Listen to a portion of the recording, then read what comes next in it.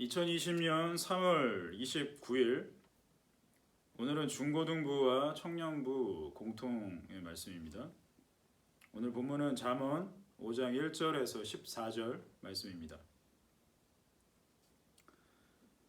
오늘 본문 말씀은 하나님의 말씀에 귀를 기울이지 않고 이 성적인 쾌락이 주는 길로 들어선 주인공의 이야기를 비유적으로 전하고 있습니다. 이 잠언 말씀은 사람이 말씀을 듣는 것을 귀찮아하고 가볍게 여기게 되면 음료의 유혹을 이기지 못하고 그것에 빠져 결국에는 사망의 길로 가게 될 것을 경고하고 있습니다. 최근 텔레그램 N번방 사건이 연일 뉴스로 보도되고 있는데 큰 화제가 되고 있죠. 이 사건이 충격적인 것은 그 대상이 아동과 미성년자이기 때문입니다. 그리고 사건의 주범인 운영자가 운영하는 사이트의 회원 수가 20만 명을 넘는다고 하니 앞으로 사회적으로 많은 문제들이 밝혀질 것으로 보입니다.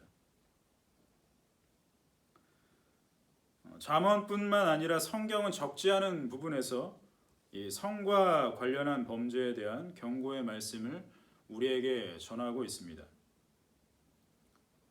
오늘 이 잠언 말씀을 통해서 성범죄와 관련하여 하나님께서 우리에게 어떤 경각심을 주는 말씀을 하시는지 살펴보겠습니다.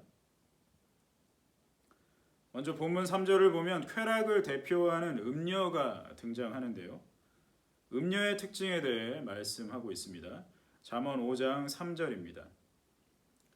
대저 음료의 입술은 꿀을 떨어뜨리며 그의 입은 기름보다 미끄러우나. 이 음료의 입술이 꿀과 기름으로 비유가 되고 있는데요. 꿀은 단맛의 대명사죠. 그리고 기름보다 미끄럽다는 것은 그만큼 부드럽다는 뜻입니다. 그만큼 쾌락의 유혹이 물리치기 어렵다라는 걸 말하는 거겠죠. 자, 그러나 곧바로 4절에서 쾌락의 유혹 뒤에 숨겨진 진짜 모습을 이야기합니다. 잠언 5장 4절입니다. 나중은 쑥같이 쓰고 두 날 가진 칼같이 날카로우며. 자, 쑥은 쓴맛을 가진 식물이죠. 달콤해 보였던 모습 뒤에는 쓴맛과 칼을 숨기고 있다는 뜻입니다. 그리고 쾌락의 유혹에 넘어간 결과는 5절로 이어집니다. 잠언 5장 5절입니다. 그의 발은 사지로 내려가며 그의 걸음은 스올로 나아가나니.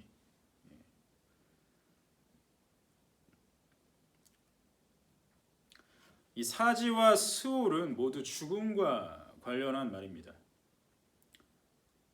이어지는 6절을 보니까 죽음의 길로 가기 때문에 생명의 길을 찾을 수 없을 것이며 자신이 죽음의 길로 다니더라도 그것을 깨닫지 못할 것이다 라고 말씀하고 있습니다. 자, 성경은 이렇게 쾌락의 유혹에 빠지게 되면 어떻게 되는지 그 잔혹함에 대해 말씀하고 있습니다. 쾌락의 유혹의 무서움은 서서히 사람을 끌어들여 나중에는 빠져나가지 못하는 데 있는 거죠. 죽음의 길로 다니고 있어도 나중에는 그것을 인지하지 못하는 상태에 이르게 됩니다. N번방 회원들의 신상이 나중에 공개되겠지만 그들 대부분은 평범한 학생이고 평범한 직장인들일 것입니다. 처음에는 호기심에 봤던 것이 나중에는 더 큰 자극을 원하게 되는 상태에 이르게 됐을 겁니다. 그러니 운영진들은 더 자극적인 영상을 만들어야 하니 더욱 큰 범죄를 저지르게 되는 그런 악순환이 되풀이되고 마는 것이죠.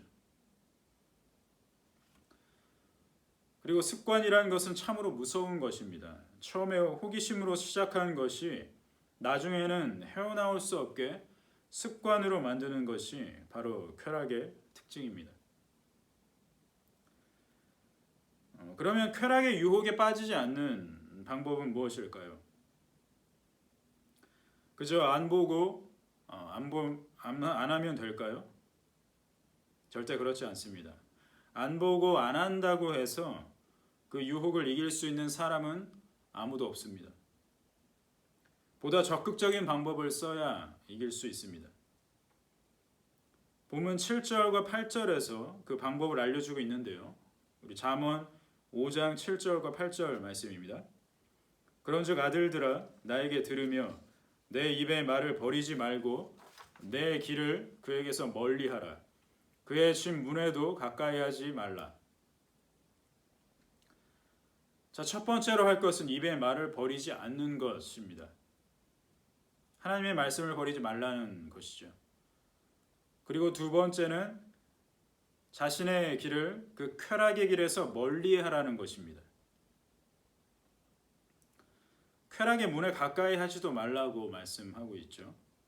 자, 이 두 가지 방법 외에는 쾌락의 유혹을 이길 방법이 없습니다. 성범죄는 전혀 새로운 범죄가 아닙니다. 아동이나 또 미성년자를 대상으로 한 성범죄도 인류 역사상 꾸준하게 있었던 범죄이죠. 그런데 왜 이렇게 큰 화제가 되고 있는 걸까요? 그 이유는 범행 수법이 가면 갈수록 악랄해지고 있기 때문입니다. 또 범행을 저지르고도 사과 한마디 하지 않는 그런 모습 때문에 사람들이 더욱더 충격을 받는 것이고 또 가해자들을 엄벌하라고 입을 모으는 것이 아닐까 생각합니다.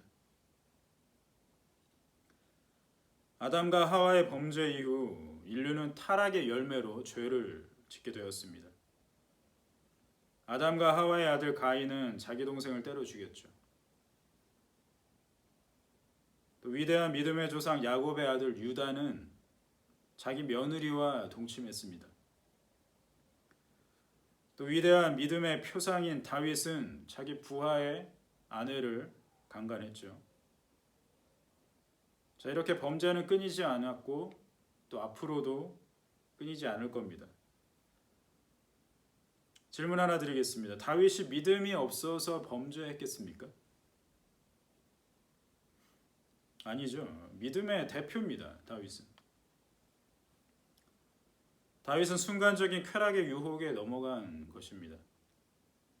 다른 이유가 없습니다. 앞서 말한 적극적인 방법 외에는 이길 방도가 없다고 분명히 말씀드렸죠. 소극적인 방법은 소용이 없습니다. 안 보고 안 하면 되겠지 하는 그런 소극적인 자세는 진정한 해결법이 될 수 없습니다. 하나님의 말씀을 가까이 하고 쾌락의 유혹에 가까이 하지 않는 것이 유일한 해결법입니다. 우리의 의지를 내야 합니다. 오늘 잠언 말씀에서 전하는 말씀처럼 이 쾌락의 유혹에 순간적으로 넘어가서 사망의 길로 다니지 말고 하나님의 말씀을 가까이 하고 쾌락의 길을 의지적으로 멀리해서 생명의 평탄한 길로 다닐 수 있는 우리 모두가 되기를 바랍니다. 아멘. 기도하겠습니다. 하나님 아버지, 잔인한 성범죄로 인해서 많은 이들이 피해를 당하고 또 보는 이들로 하여금 안타깝게 하고 있습니다. 먼저는 피해자들의 또 마음과 그 상처를 어루만져 주시고 그 가족들의 마음까지도 하나님께서 위로하셔서 빨리 또 일상으로 복귀하고 또 그것을 잊고 또 살아갈 수 있도록 하나님께서 복을 내려 주시옵소서. 또 가해한 사람들 또 그것에 동참한 사람들을 엄중한 법의 심판으로 판결받게 하셔서 이후에 이 악랄한 범죄의 끈이 끊일 수 있도록 하나님께서 역사해 주시기 원합니다. 또한 말씀을 듣는 우리들에게 이 말씀을 늘 깊이 새기게 하시고 나는 아니겠지 하는 그런 안일한 마음보다는 나부터 하나님의 말씀대로 살고자 하는 그런 노력들로 또 열매들로 살아갈 수 있는 우리 중고등부와 청년부가 될 수 있도록 인도하여 주시옵소서. 감사드리며 예수 그리스도 이름으로 기도드립니다. 아멘.